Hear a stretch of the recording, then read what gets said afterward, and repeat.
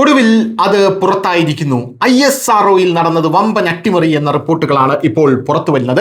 നമുക്കറിയാം, അജിത് ഡോവൽ തിരുവനന്തപുരത്ത് വന്നതും തിരുവനന്തപുരത്തെ മഹാ ചിപ്സ് എന്ന് പറയുന്ന കടയിൽ കയറി അജിത് ഡോവൽ ചിപ്സും മിച്ചറും മുറുക്കും കഴിച്ചു പോയത് നമുക്ക് എല്ലാവർക്കും അറിയാം. പക്ഷേ ചിപ്സും മിച്ചറും മുറുക്കും കഴിക്കാനാണോ അജിത് ഡോവൽ തിരുവനന്തപുരത്തേക്ക് വന്നത് എന്നുള്ളൊരു ചോദ്യം ആ സമയത്ത് പല ആൾക്കാരും ഉന്നയിച്ചിരുന്നു. അജിത് ഡോവൽ ISROയിൽ പോയി അന്വേഷണം നടത്തിയിട്ടാണ് ഇങ്ങോട്ടേക്ക് വന്നത് എന്നുള്ളതാണ് അന്ന് മാധ്യമങ്ങൾ റിപ്പോർട്ട് ചെയ്ത കാര്യമെന്ന് പറയുന്നത്.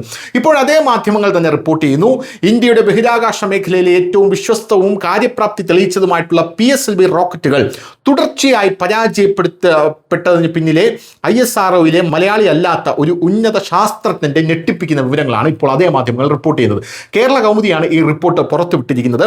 എന്തായാലും ഈ PSLV റോക്കറ്റുകൾ തുടർച്ചയായി പരാജയപ്പെടുന്നതിന്റെ കാരണം ഒരു അട്ടിമറിയാണോ എന്ന സംശയത്തിലേക്കാണ് കാര്യങ്ങൾ നീങ്ങുന്നത്. അതിലേക്കുള്ള തെളിവുകളും കാര്യങ്ങളും ഡോവൽ സമർപ്പിച്ചു കഴിഞ്ഞു എന്നുള്ള ഈ റിപ്പോർട്ടിൽ പ്രധാനമായും പറയുന്നു. അട്ടിമറി സാധ്യതകൾ വർദ്ധിച്ച സാഹചര്യത്തിൽ ദേശീയ സുരക്ഷാ ഉപദേഷ്ടാവ് അജിത് ഡോവൽ നേരിട്ട് തിരുവനന്തപുരത്തെത്തി കാര്യങ്ങൾ അന്വേഷിച്ചിരുന്നു. അദ്ദേഹത്തിന്റെ സന്ദർശനത്തിന് പിന്നാലെ ഉന്നത തലത്തിലുള്ള വിദഗ്ധരും സാങ്കേതിക പരിശോധന നടത്തുകയും ചെയ്തിരുന്നു.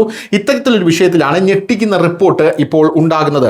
കഴിഞ്ഞ വർഷം മെയ് 18 നടന്ന PSLV C61 വിക്ഷേപണ പരാജയത്തിന്റെ കാരണങ്ങൾ കണ്ടെത്താനാണ് ISRO വസ്തുതാന്വേഷണ സമിതിയെ നിയോഗിച്ചിരുന്നത്.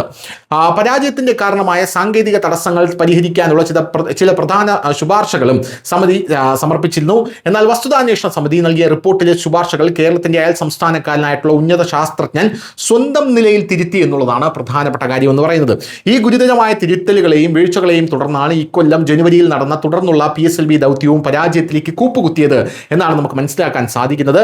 ഈ സംഭവത്തിന് പിന്നിലെ വ്യക്തിപരമായ താല്പര്യങ്ങളാണോ സാമ്പത്തിക താല്പര്യങ്ങളാണോ അതേ വിദേശ ശക്തികളുടെ സഹായത്തോടെ നടന്ന ആസൂത്രിതമായിട്ടുള്ള അട്ടിമറിയാണോ ഇത് എന്നുള്ളതാണ് ഇനി തിരിച്ചറിയാനുള്ള മറ്റൊരു പ്രധാനപ്പെട്ട കാര്യം എന്ന് പറയുന്നത്. News desk news Malayalam.